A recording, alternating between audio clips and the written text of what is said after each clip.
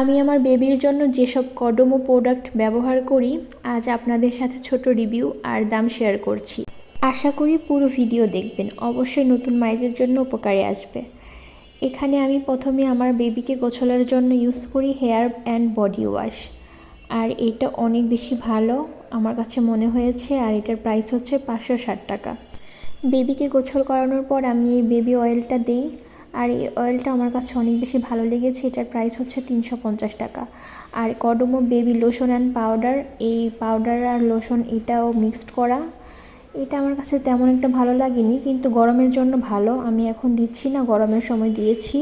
এটা 550 টাকা। তারপর এই যে কডোমো বেবি শ্যাম্পু, এটা আমি মাঝে মাঝে ইউজ করি, এটা আমার কাছে মোটামুটি ভালোই লেগেছে।